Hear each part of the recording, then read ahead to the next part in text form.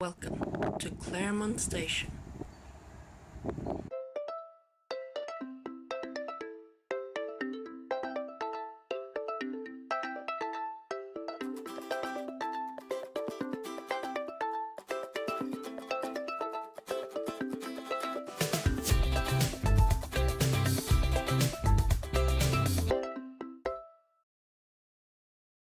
Similar to Armadale Station, Claremont Station has a dedicated pedestrian crossing to allow for safe access to the station.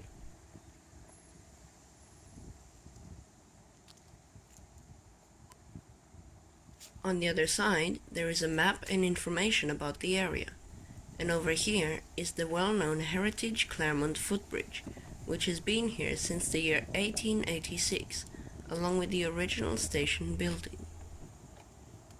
5 years before this was built, the first Claremont station was constructed 300 meters west of here, named Butler Swamp, but only for 2 years until 1883. The footbridge has of course been reinforced with asphalt to prevent it from collapsing.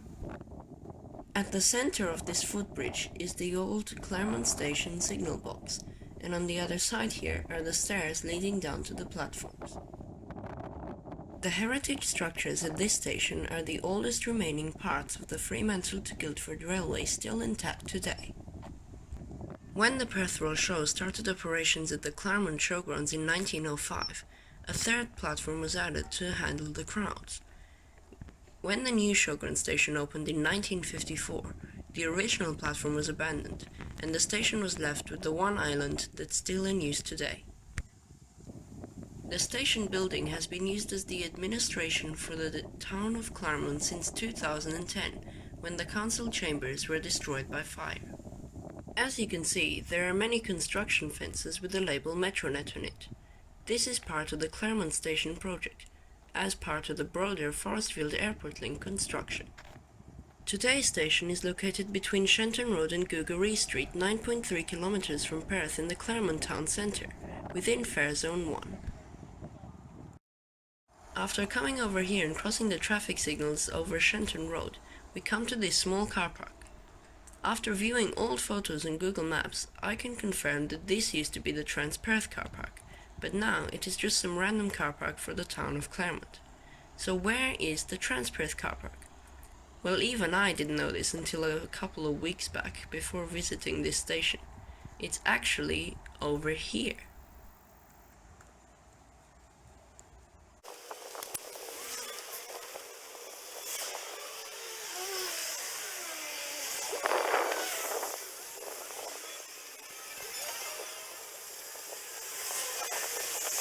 Yes, it is a fully underground Transperth car parking.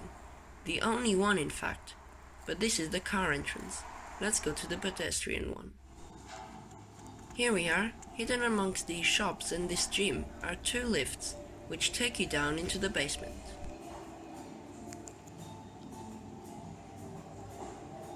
Beep. In we go.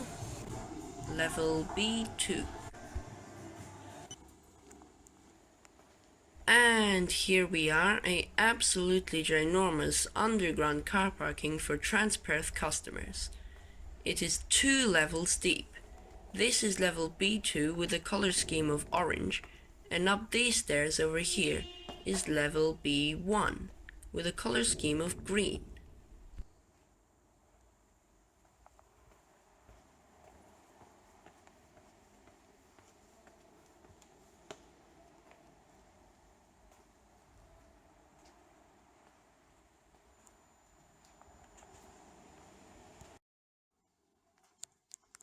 Let's get back to the lifts now. Here we go, entering the lift from level B1 now, into the right one this time, and level L1, that's just the ground level again. Back up we go. At the gym, now we have to go all the way back to the station.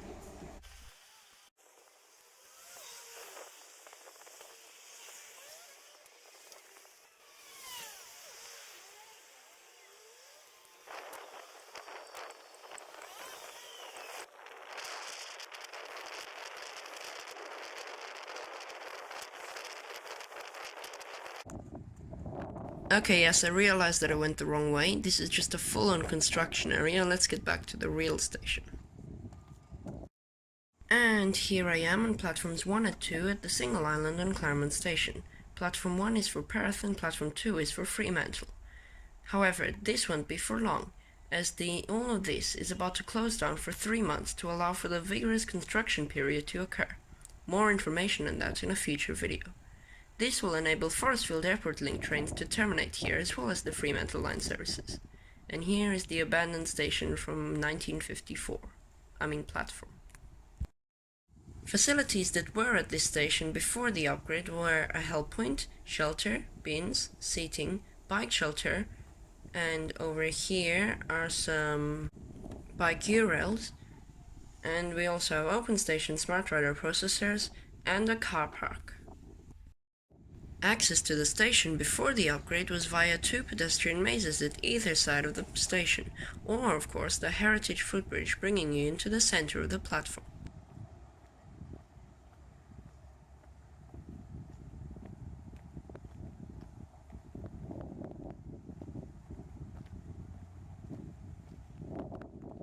Going left down here takes you to the underground Transperth car park, but going right brings you to the bus stops and the Claremont Quarter shopping centre.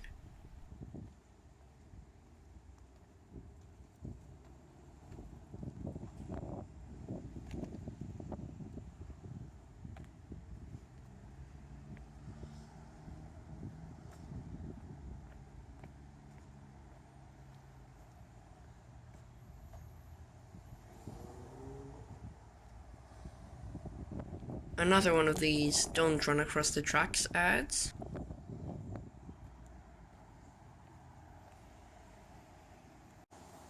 And here is the front view of the station building now used as the administration. You can see this information sign here, talking about the fire.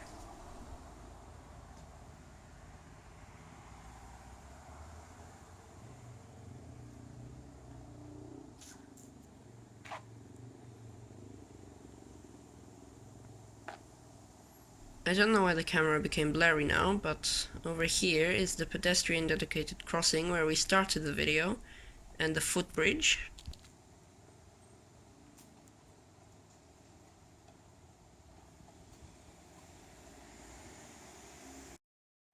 And this is the Claremont High Street where you can access the shopping centre.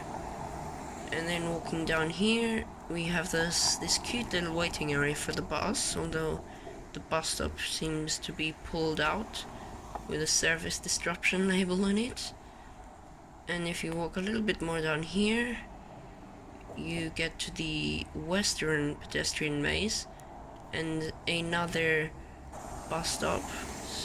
Yeah, here's the real bus stop and bus bay, but for now they seem to be stopping further down the road.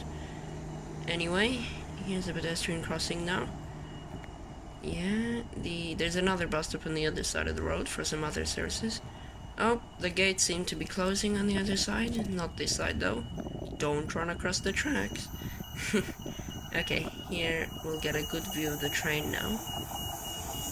This might be a good time to start the buses and trains clips. And the first one will be this train, departing the platform. Danger, overhead live wires. Okay, enough talking, let's start the clips. And finally, the station gets a rating of 4, as it is one of the best on the Fremantle line, but it is still quite lacking in terms of facilities, especially for a place like Claremont.